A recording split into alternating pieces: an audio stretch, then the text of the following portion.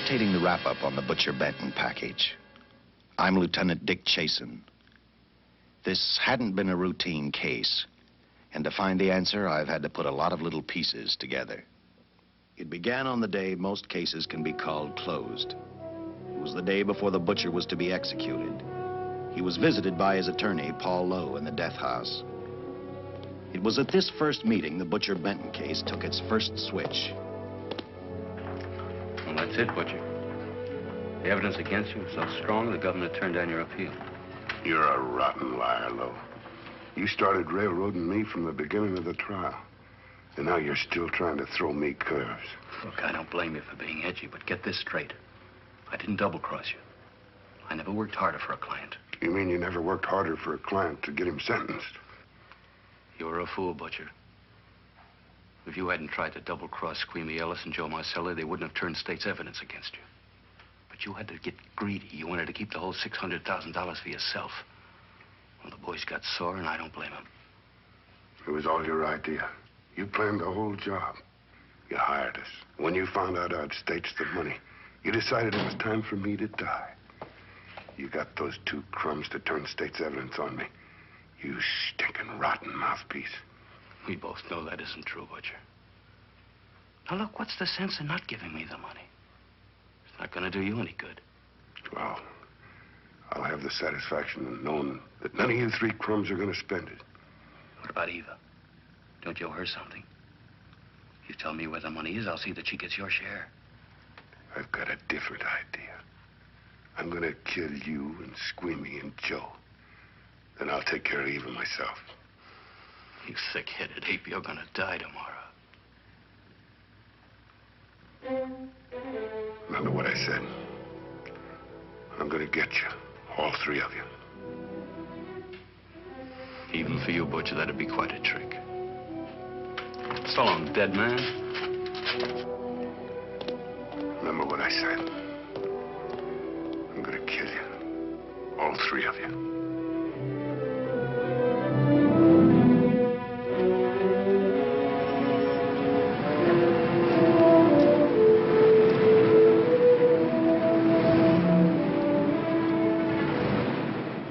Back in Los Angeles, two men sat in a bar room listening to a newscaster tell his headline story.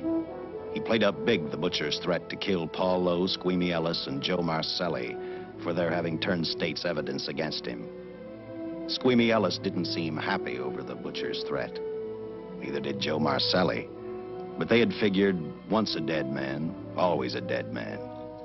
But this was one time everyone was in for a surprise, including the entire police department.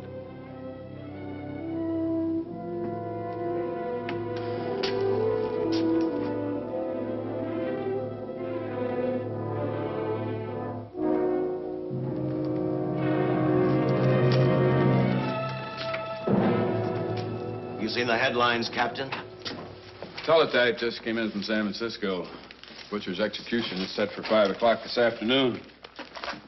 And like the newspapers say, he still refuses to talk about that stolen money. Well, I still have hopes of coming up with something. That's what I dropped by for, Dick. With Butcher's execution, the department's marking it case closed. That means you'll be reassigned. I've spent a whole year trying to break this case. As far as I'm concerned, Butcher's death is just the beginning. Of course, I can't prove it, but I think that Paul Lowe was the top man. And even though I have to keep working on it while off duty, I'm going to get Lowe, Squeamy Ellis, and Joe Marcelli. Okay, Lieutenant. Officially, I've taken you off of the case. Unofficially, I wish you luck. Do me a favor. Keep me posted. Will do. Thanks, John. I headed for Eva Martin. She worked in a local burlesque house. I'm a cop, and my job is to ask questions and get answers. So I decided I might as well start again with her.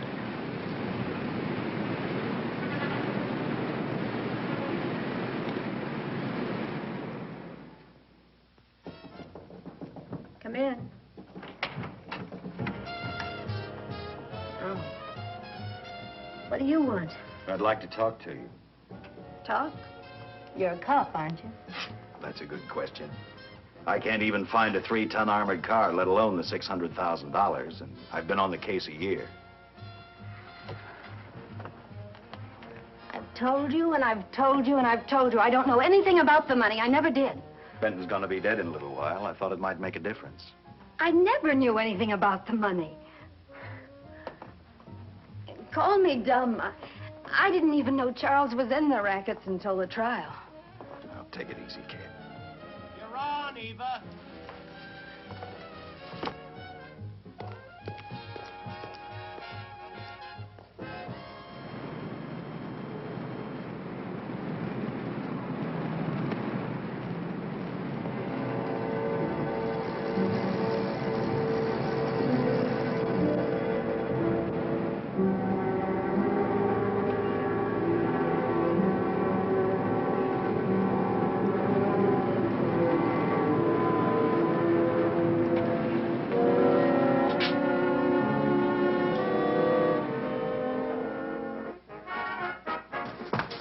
Honey, here's your wrap.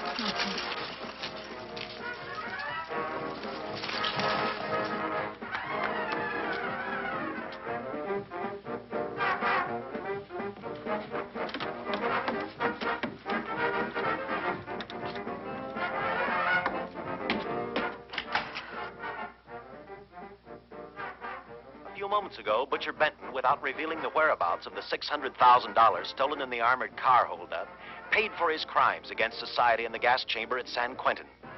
Now for a look at the international scene. Today... Come on, baby. Don't waste tears on Benton. I feel so badly about Charles. If I'd known, maybe I could have done something. How about a drink? We could both use one. No, I just can't drink while she's working, Paul. Boy, see.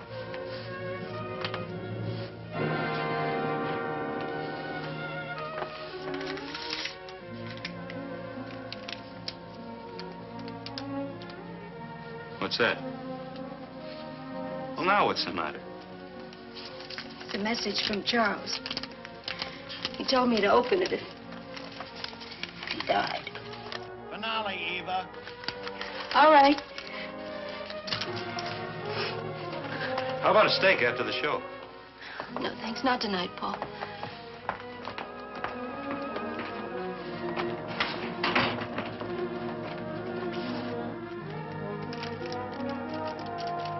I didn't find out until much later, but Paul Lowe, in opening the letter the butcher had given Eva, found a map outlining a section of the city sewer system.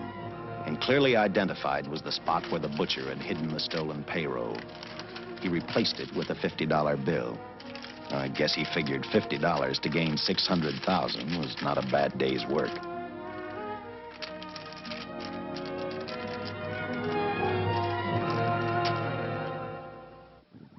And a few hundred miles away in San Francisco, the case took another switch, which turned the next 72 hours into one long, hideous nightmare.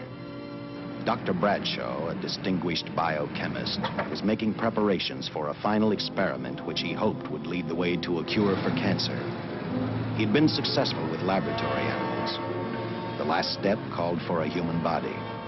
And Dr. Bradshaw's assistant quickly made a deal with a local mortuary and returned to the laboratory with the dead body of Butcher Benton.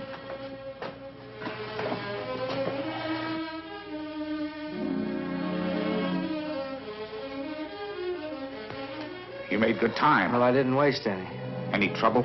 No, I just handed the money over and moved the body into your station wagon. That was that. Good. Get a syringe.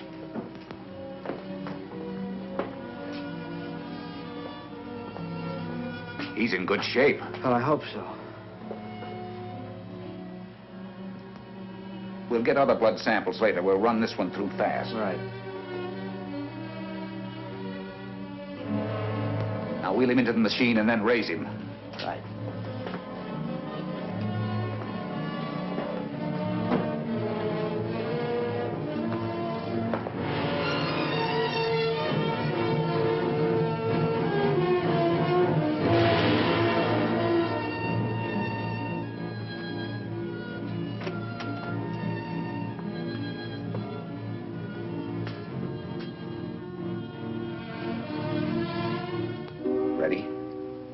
You mean you're going to give him 287,000 volts? Yes, yes.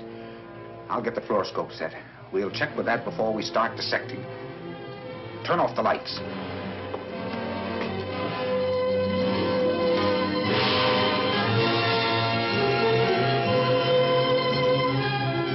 There you are, old boy.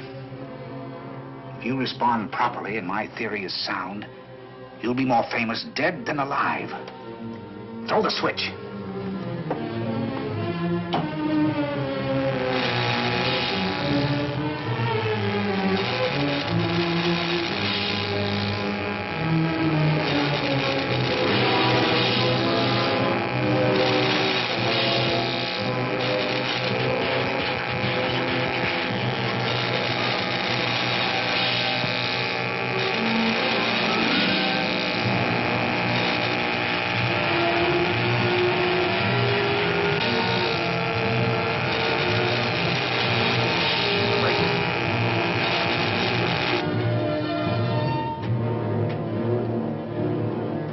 Wait, I thought I saw a pulsation of the heart. You're right. Dr. Bradshaw is beginning to breathe. You've brought this man back to life. No. The heart muscle has simply responded to a terrific electrical shock, that's all. Yes, but it does prove that the cells still function. Dr. Bradshaw, he is alive. A shock reaction, it can't last. His cells are multiplying now, if your theory is right. We could keep that reaction going longer. But it's worth a try. Get the body out.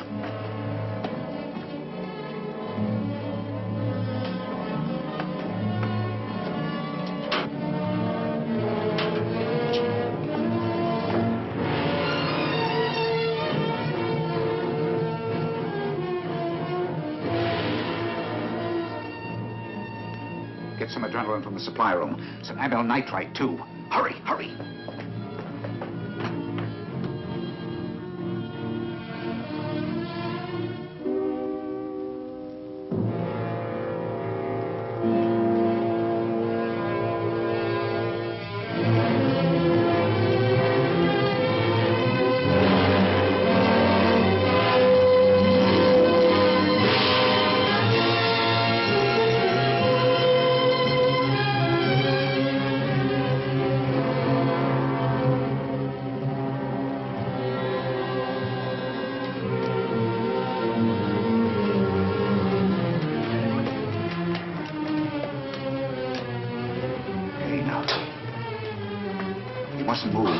Your heart can't stand the strain.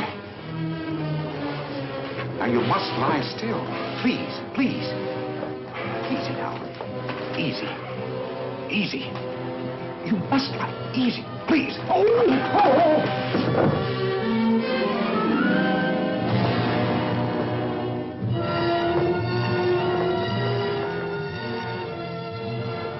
Dr. Bradshaw's experiment had given life back to the butcher. He tried to talk, but the electrical voltage had burned out his vocal cords. Yet it hadn't destroyed his brain. He knew who he was. He knew who he hated. As he stumbled about the room, I think he thought only about one thing: kill Lowe, Squeamy, and Joe Marcelli. The tremendous electrical voltage that Dr. Bradshaw had given the butcher had increased his cellular structure to the point where he was no longer a man.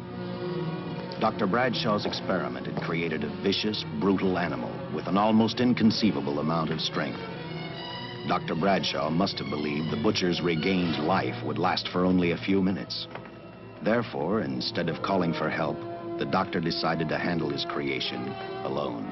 Now, easy, Benton. Just relax. I'm a doctor. I want to try to help you. Do you understand me? You're in my laboratory. The execution was carried out and you were declared dead. I tried an experiment on you and brought you back to life, although I didn't intend that. Now, you've had a great shock. Now come and sit down. Now, be quiet. Now, come and sit down. Take it easy. That's the boy.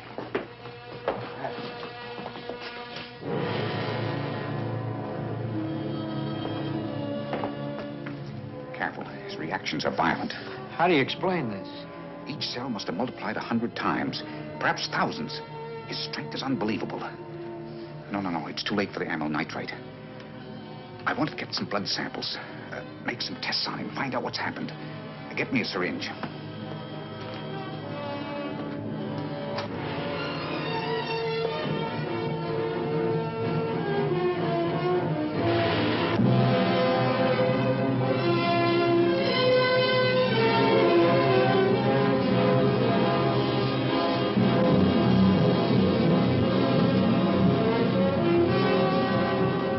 Why won't the needle penetrate the skin?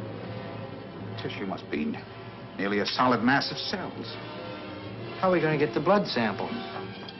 Surgically, perhaps.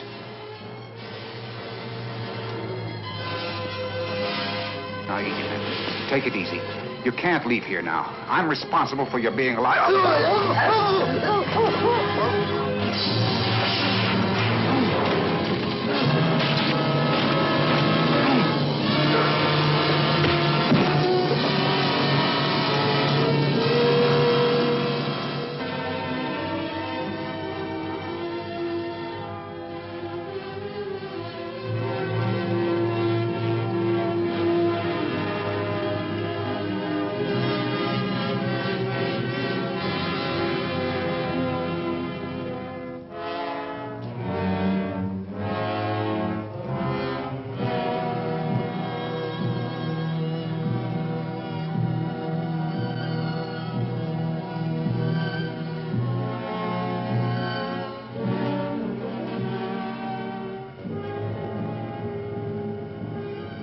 Towards the end of this case, Captain Lauder and I found out the doctor and his assistant had been murdered.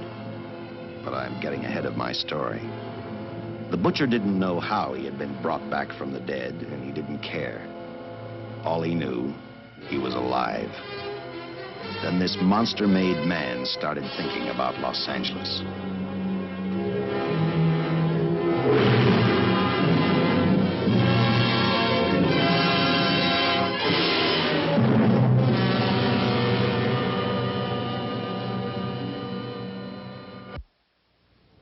On that very night back in Los Angeles, I decided to stop playing detective for a little while. I went to the burlesque house to ask Eva to have dinner with me. After all, the butcher was dead, and if I got lucky, sooner or later, I figured Paul Lowe would lead me to the stolen payroll. In a way, that possibility made me even feel better. It's not fair to watch the show from backstage. Next time, I'll pay admission. I take it by that remark you like my routine. Yeah, you're pretty good. What I can't figure out, though, is why you stay in a place like this. It shouldn't be hard for someone like you to get a job in a class spot. If you weren't a detective, I'd be willing to bet with a line like that your next remark would be, how about dinner? Well, not exactly dinner, but a hamburger might be a good idea. If you're asking in an official capacity, I can't say no. I'm off duty. For the past 6 months, all I've ever called you is Lieutenant Chasen. Do you have a first name? Dick. Give me 10 minutes for a quick change, because you just made yourself a date, Lieutenant. I mean, Dick.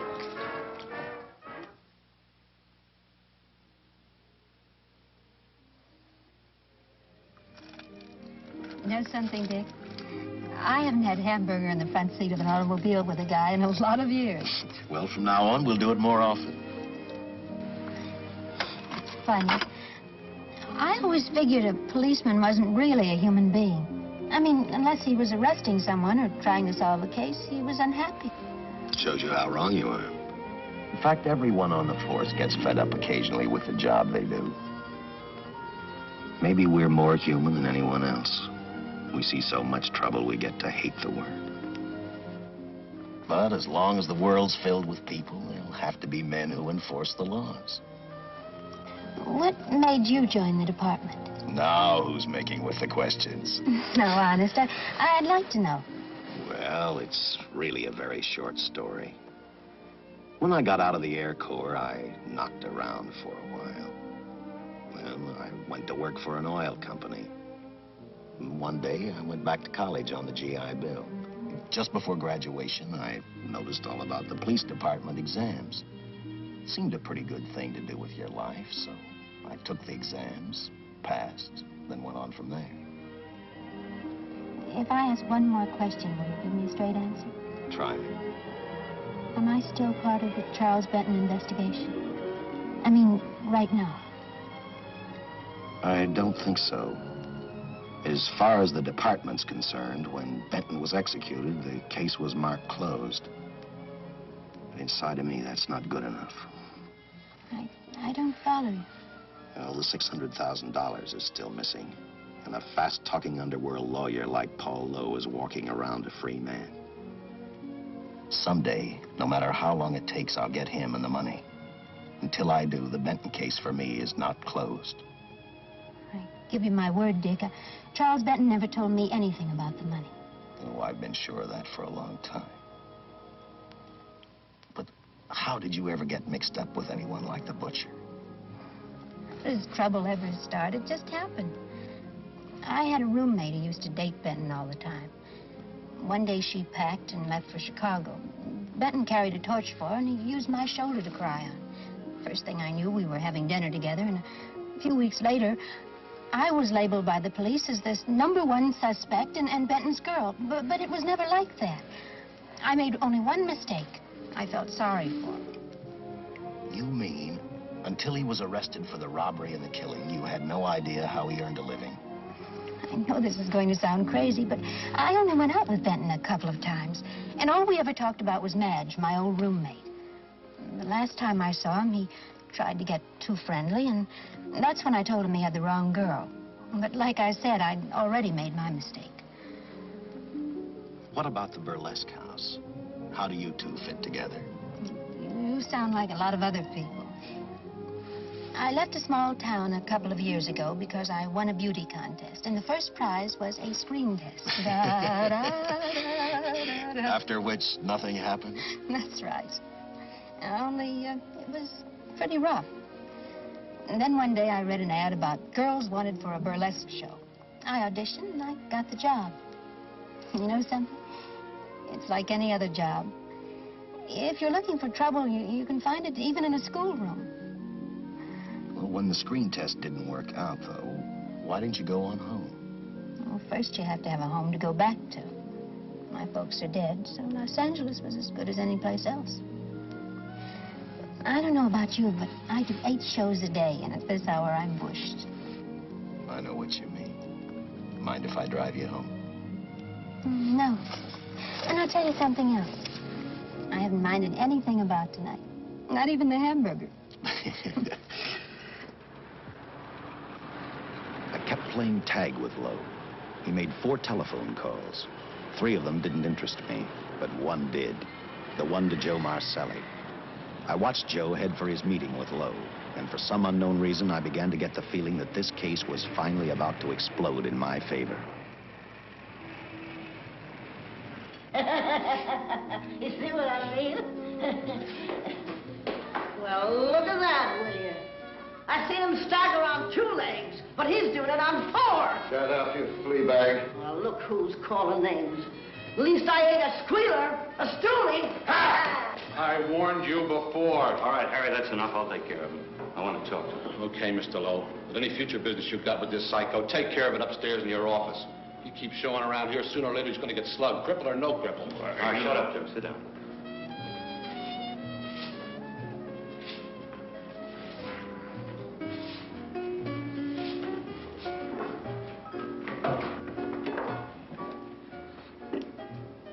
I need a shot, bad. You'll get one after I've talked to you. You sober enough to understand? Yeah, I run out of dough. No wonder. Look at you. You used to be the best torch man in town. Now I don't think you could crack a safe if you knew the combination. No jobs. Nobody wants me since I turned states on Benton.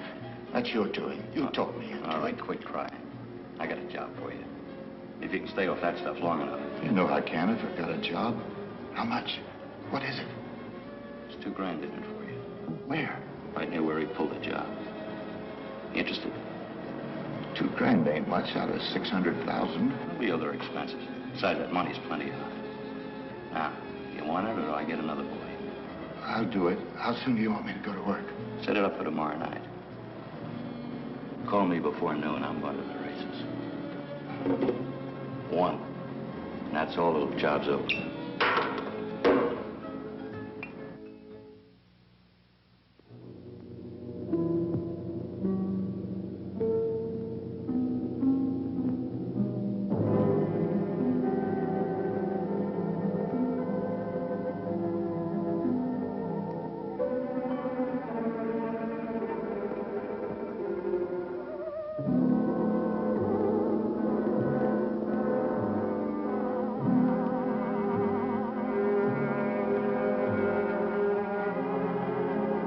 The butcher was walking slowly toward Los Angeles. He'd traveled through wooded hills to prevent being seen by anyone. Finally, he came to a quiet road. He stopped to get his bearings. And then he saw her. He saw something else. An automobile. For the butcher, that rang a bell. With a car, he knew by the next afternoon he'd be in Los Angeles in plenty of time to catch up with the 3 men who had double-crossed him.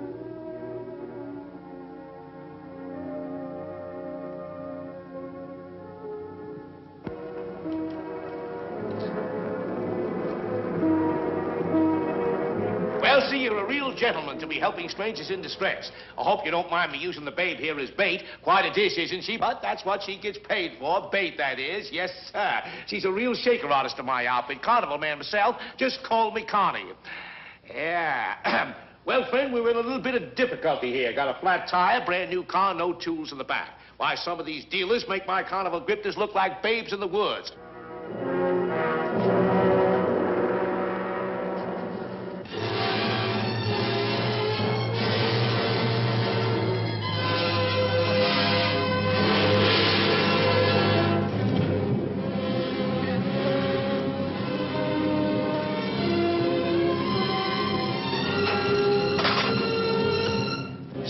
Holy.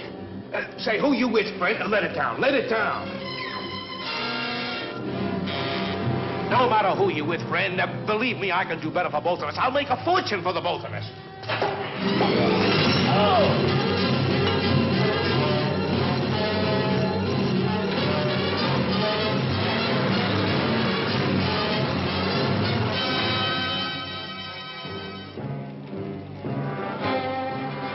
An hour later, the San Francisco Police Department sent out an APB. Squads were sent to various parts of the countryside.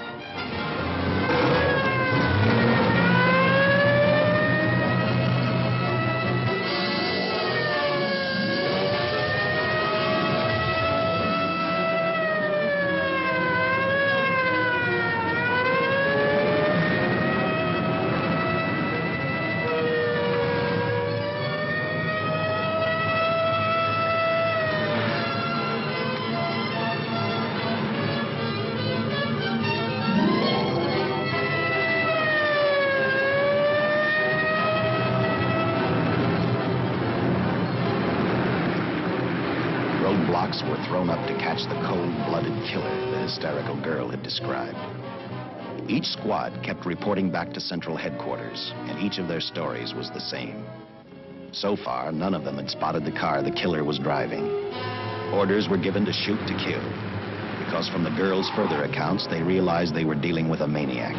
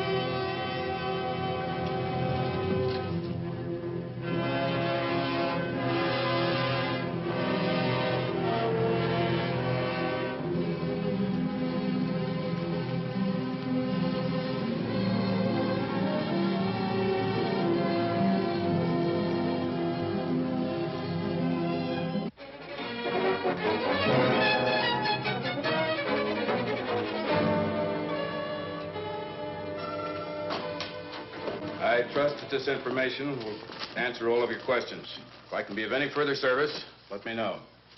Sincerely, J.I. Louder, Captain Police, L.A. Here's another all points from CHP, Captain.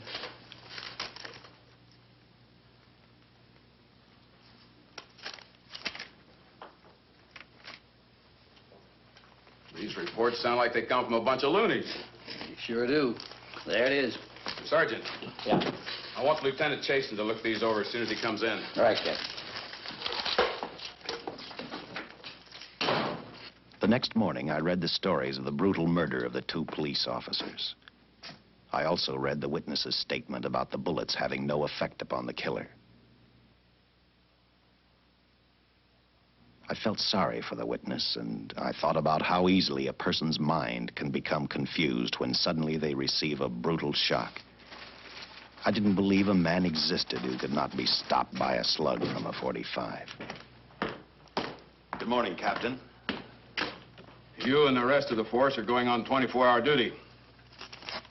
Seen the headlines? You mean this guy that's running amok up north?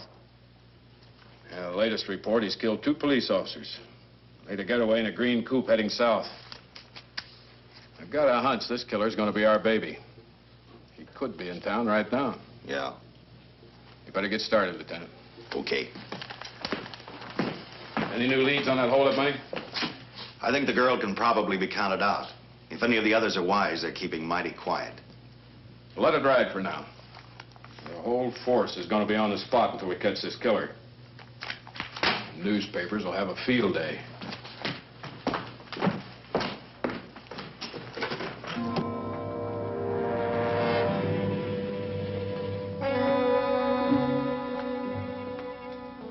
We were wrong about 2 things. The killer was already in our city, and we didn't know he was Butcher Benton.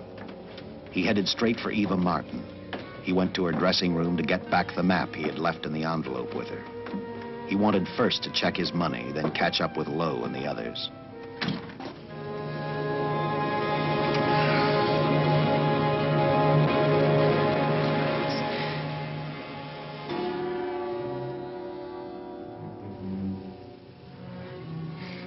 Can't be.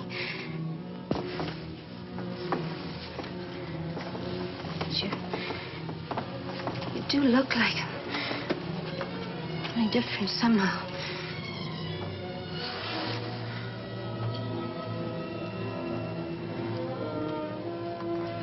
It is you. Why didn't somebody tell me? What's happened, Charles? Those look like bullet holes. Are they?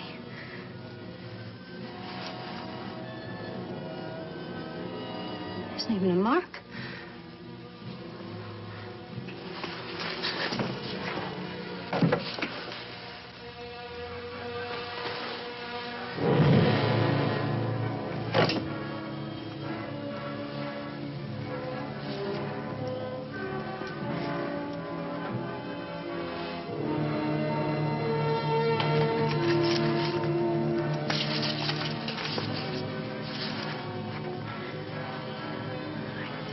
I opened it like you told me. I found the $50.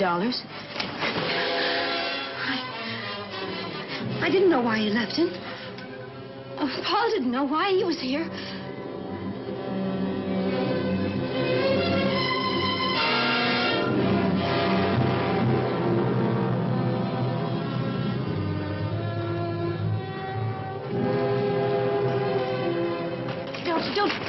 Don't get crazy. The name of Paul triggered his hate. He left her dressing room and started for Squeamy, Ellis, and Joe Marcelli's place. Because he knew, with them out of the way, Paul Lowe couldn't open the strong box where the money was hidden. He thought of Squeamy and Joe first. He was saving Paul Lowe for last.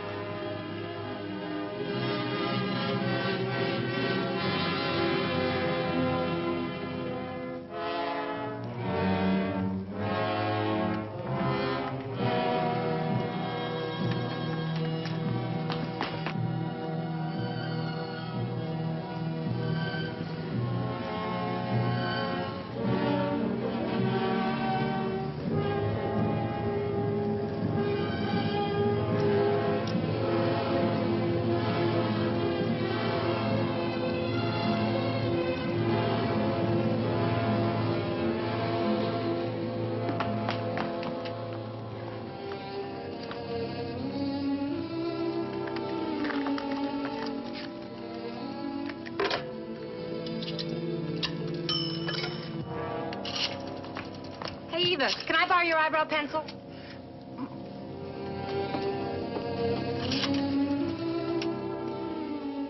Operator, get me police headquarters.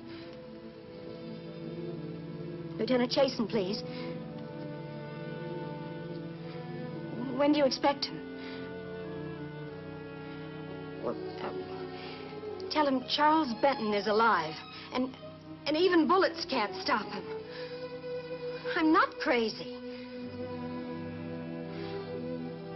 Just say a friend of Charles. He'll know.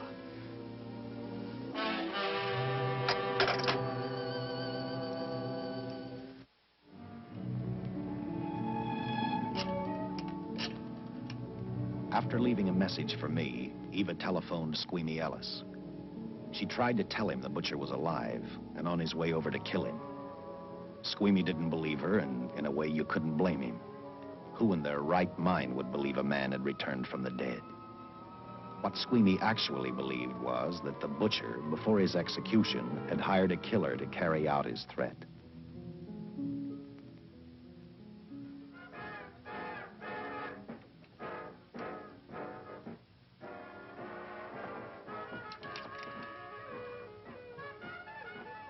You sick? What? You don't look so good to me. 10 minutes, Eva. All right. Say, Eva, I could take over the matinee trick for you. What? It's easy. Look, Eva, I can do it. Scub-up-de-doo-doo-doo. Oh, Francine, I just thought of something. Yeah? Eva agreed to let Francine do the show. She hoped she'd be able to interrupt the butcher before he arrived at Squeamy's hotel. Or, failing that, at least be able to warn him to stay out of sight. You wanted me, Captain? Yeah, I just had a rundown on those fingerprints of the stolen car up north. We got nothing on the driver who was killed or the woman with him. Take a good look at these. There's something funny about these. Yeah. The boys in the lab can't figure it out either. Those are the killers. They were found on the steering wheel. Looked like they'd been stamped in with a steel die. They sure do. These are Butcher Benton's. What? Well, they look the same to me. How do the lab boys explain that? They don't. Their best guess is a twin brother. An identical twin could have the same pattern of whorls with only slight variations. Ever hear of the butcher having a twin brother? No. Even if he did, it wouldn't explain these freak prints. You didn't pick up your message, Lieutenant. Some wacky dame calls you. And she says Charles Benton is alive, and bullets won't stop him. If we buy the twin theory... Who was she? Where'd she see him? Well, she wouldn't leave her name. Sounded kind of hysterical to me. Said she was a friend of the butcher's. Eva Martin. Get over at the Follies and see what that girl knows. Yeah. Some guys have all the luck. I never drew an assignment to the Follies.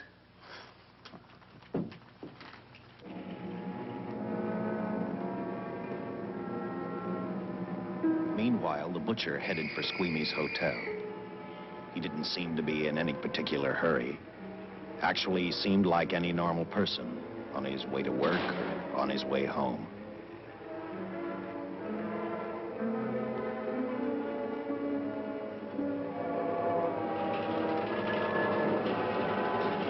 He rode up Angel's Flight, arrived at the top, scanned the hotel building, and then noticed the only exit from Squeamy's apartment, a fire escape.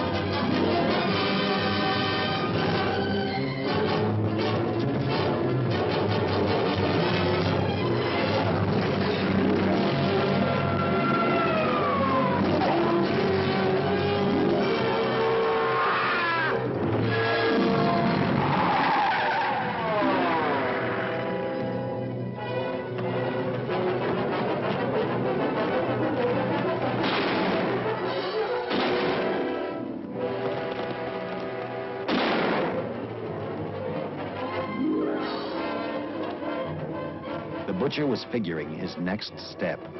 And as he looked at the dead cop, he thought about Paul Lowe, the next man on his list. Seen Joe Marcelli? Not since last night when I told him I didn't want him around here no more. Give me a shot.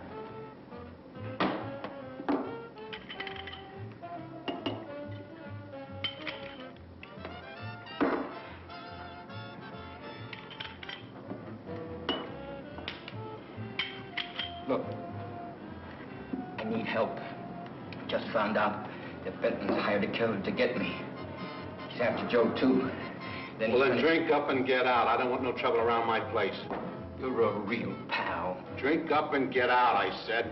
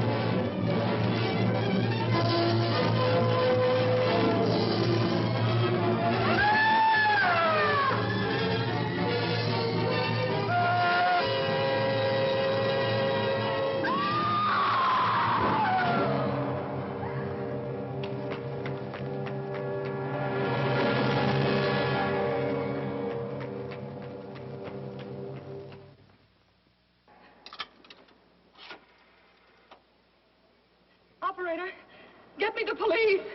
Police! Yes!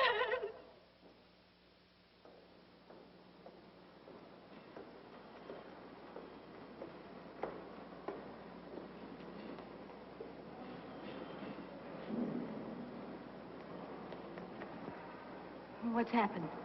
A guy named Squeamy got thrown from the 5th floor. He's dead on a mackerel. Customer of mine. You mean Squeamy Ellis? Yeah, that's it. Just Squeamy. No one else was killed. Ain't one enough?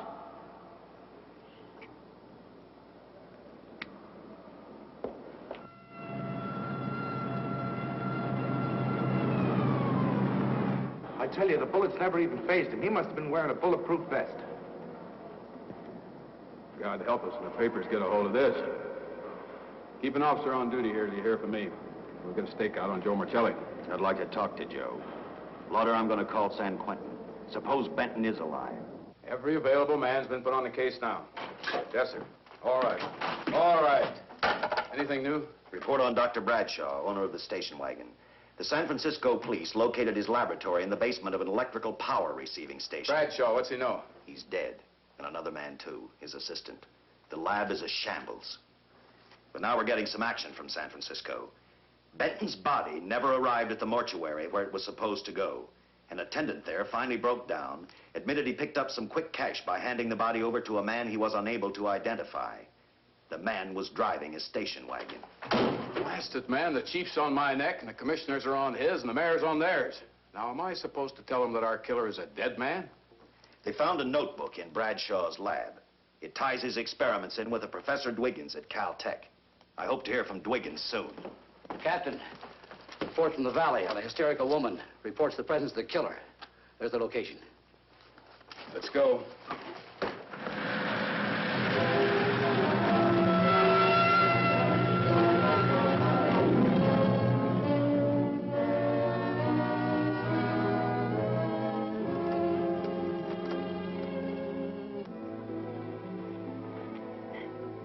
You and your boyfriend had a little fight, and he got out of the car to take a walk. You noticed as he walked down toward the sump area in the direction where you'd seen those lights a short while before. What happened then, miss? Please try to tell us. Well, I just sat there a few minutes, I guess. I was pretty mad. Then there was a loud crash, like heavy metal, sort of, from down here. I got out of the car to get a better look. I heard Jimmy cry out something. I couldn't make out the words. Then down here, in a patch of light, was Jimmy. And coming toward him was this man. Big man. Lifted Jimmy up over his head like he didn't weigh a thing. Jimmy screamed. Just once, before he broke Jimmy's back. I heard it snap, not far away. Then I started running till I found this house. They let me use the phone. Thank you, miss. We'll see that you get home right now. O'Malley, see that the young lady gets home all right. Paul Lowe, while driving to his office, heard a radio commentator report the murder of Joe Marcelli. And what shocked him most was when the broadcast identified the killer as possibly being the butcher. Lowe headed straight for Eva Martin at the Burlesque Theater. Oh, you gave me a start, Mr. Lowe. What are you doing here? Where's Eva? Oh, I'm taking her place. I'm going to wear her costumes. What's it to you? I asked you, where's Eva? Hey, don't get physical. Well, watch your tone of voice, Buster. I told you. Little Eva isn't here. I could see that for myself. Where is she? She's at police headquarters. That's where she is. Yes, sir. No, sir. Captain Lauder's still with the mayor. The killer dropped out of sight. He was last seen in the Hollywood area. Yes, sir. We know he's dangerous. Every angle's being covered. Yes, sir. I'll tell him.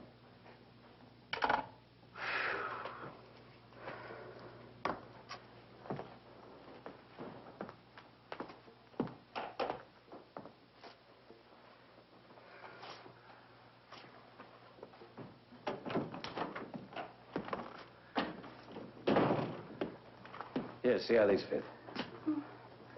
Low heels. I'm sorry. It's the best our wardrobe department can afford.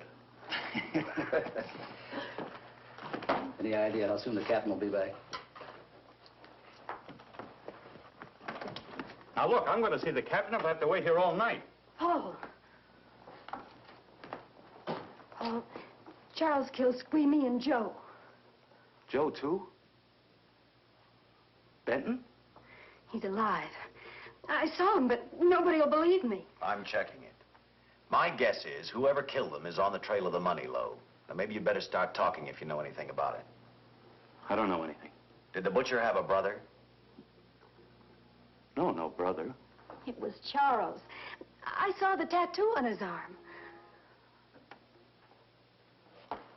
Look, I demand police protection. Where's the money, Lowe? You heard me. I demand protection. I know my rights. We put stakeouts on your office and home. Well, that's not enough. It's enough as far as we're concerned.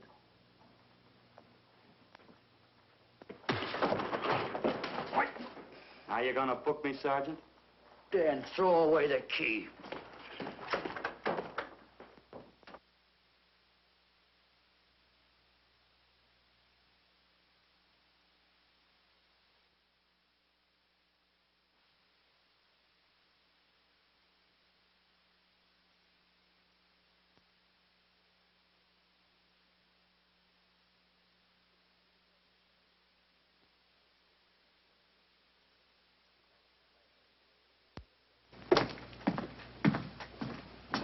Thank you. Come up with anything yet, Dick? Oh, we've checked every hotel, motel, and rooming house in town. We've run a cross-check on every hangout Butcher ever used. Net results, blank. This is incredible. We not only discover a dead man turned killer, but it's beginning to look like he plays ghost, too.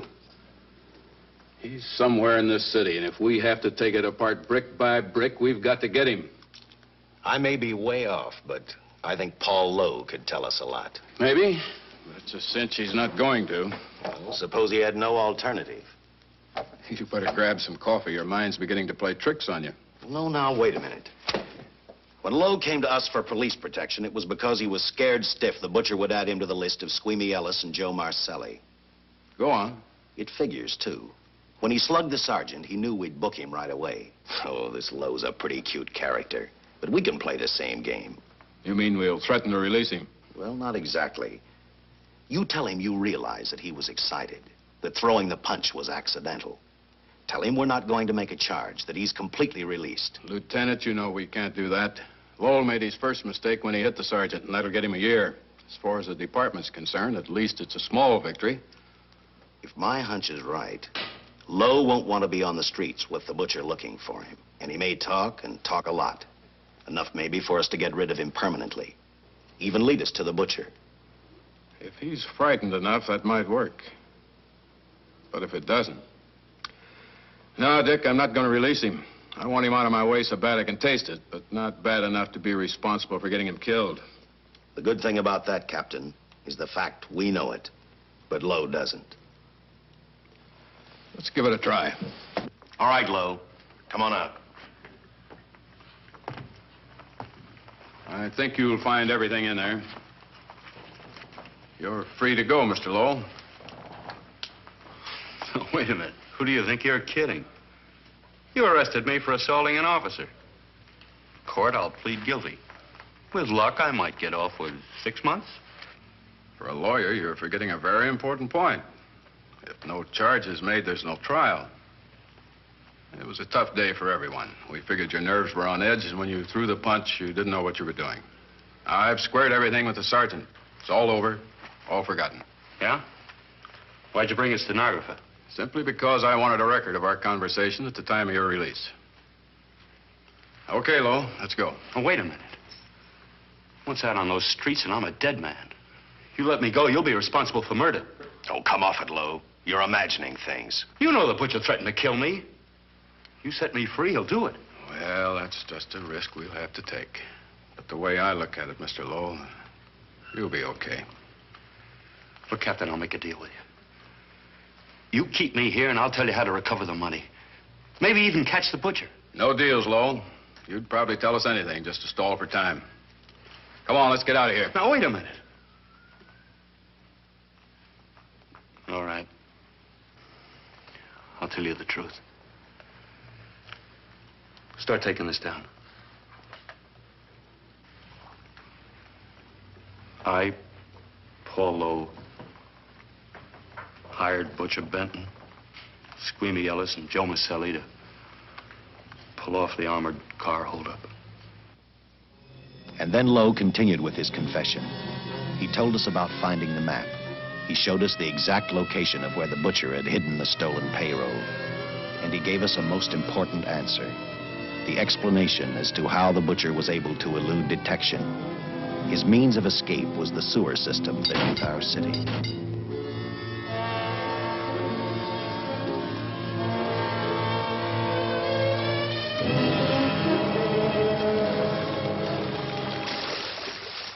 The The department went to work fast.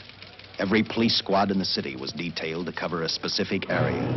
Every entrance and exit to the Los Angeles city sewer system of 700 miles was covered.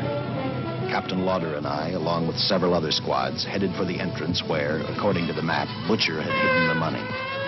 Our job was to stop him, and that made me think of one specific question. When we found him, could this monster be stopped? I, for one, wasn't sure.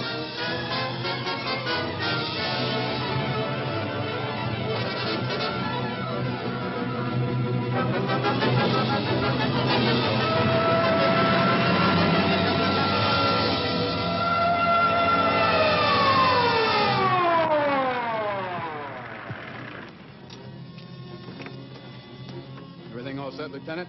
City engineers mapped out each possible exit. A squad of officers are spotted at every point.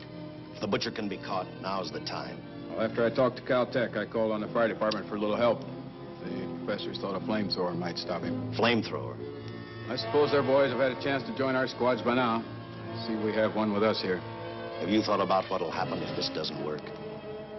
No. I've been praying too hard that it will work.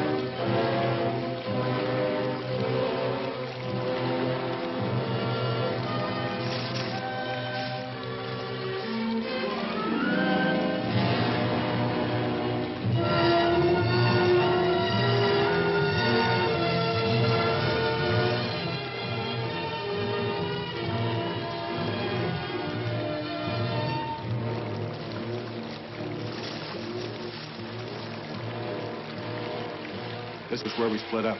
I'll go straight ahead.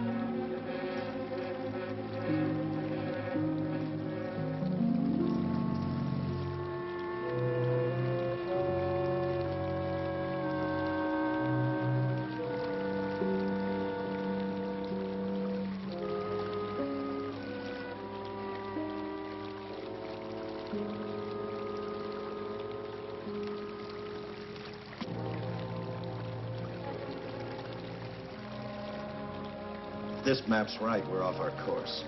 We'll have to backtrack.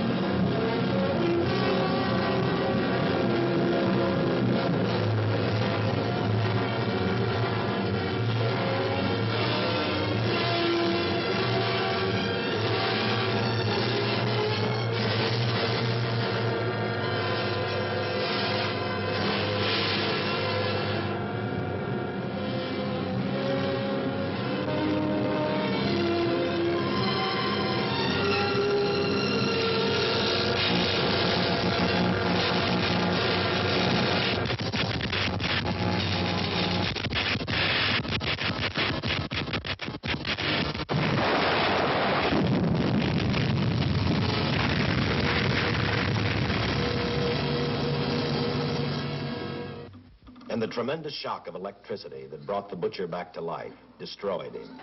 The $600,000 stolen in the armored truck robbery has been recovered.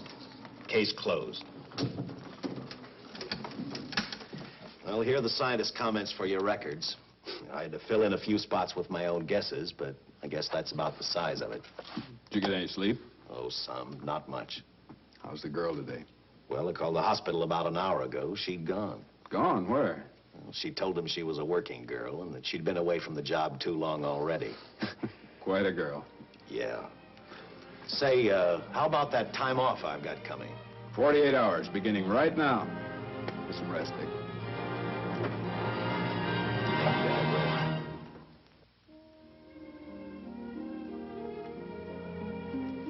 know something, Dick? The past 72 hours seem like a bad dream. That rest in the hospital today really gave me a new lease on life. Now that it's over, I can't believe it actually happened. The important thing is to remember it is all over. I suppose you'll be assigned to another case. I'll have to give up hamburgers in the front seat of the car for steaks in a restaurant. No. I've thought about that. In fact, I decided to do something about it. I started by talking the captain into a short holiday. And just about an hour ago, I got you fired. What? What did you do that for? I figured that being my wife would take up all of your time. Even if I wanted to say no, I couldn't. You're not supposed to say no to a detective. I figured that, too.